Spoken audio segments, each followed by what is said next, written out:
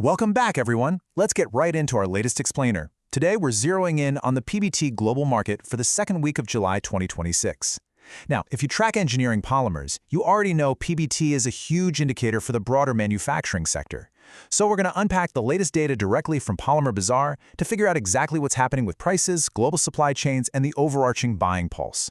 All of this intelligence comes straight from Polymer Bazaar, and it's built on their three core pillars: price, prediction, and profit. We're going to look at the hard price data, figure out where things are heading, and see how you can use this intel to optimize your own purchasing strategy.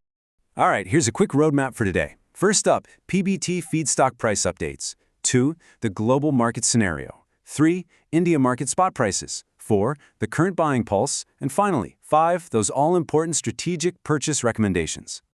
Let's kick things off with Section 1, PBT feedstock price updates. We have to start with the fundamental building blocks, right? PTA and BDO. Currently, PTA is sitting at 5,785 RMB per metric ton, and BDO is at 8,800 RMB. You know as well as I do, locking in these baseline raw material costs is absolutely crucial. Any volatility here? Yeah, it sends waves through the entire global supply chain.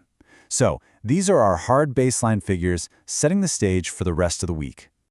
Moving right along to Section 2, the global market scenario. Okay, looking globally, it's honestly like night and day between the US and Europe right now. Over in the USA Bazaar, import costs are definitely creeping up thanks to higher freight rates, but they've actually seen a slight bump in demand. Because of that, prices are holding super steady. The neat grade is locked at 110 cents a pound, and the 30% glass-filled grade is sitting firmly at 260 cents.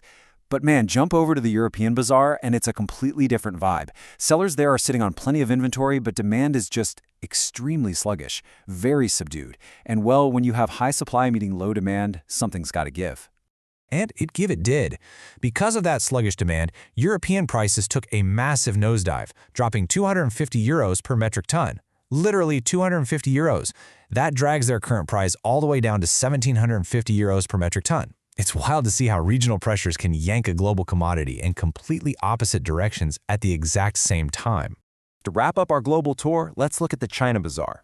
It's basically a giant waiting game over there right now. Buyers are actively delaying their purchases. Why? Because they're betting on further domestic price cuts. They're just waiting to see if the floor drops a little lower.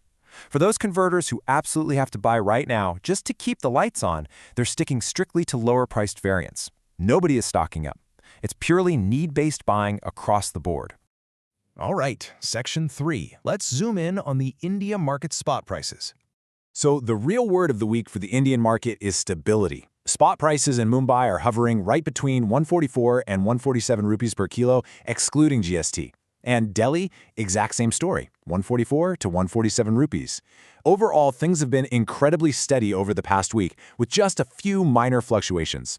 It's a remarkably steady ship right now, totally dodging that huge drop we saw in Europe and the freight inflation hitting the US.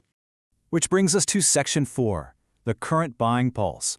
The overarching theme here is muted trading. The main driver, or I guess lack of a driver, is weak downstream demand. Specifically, we're seeing a lot of sluggishness from the automotive and electrical processors. These sectors are massive PBT consumers, so when they hit the brakes, the whole market feels the whiplash.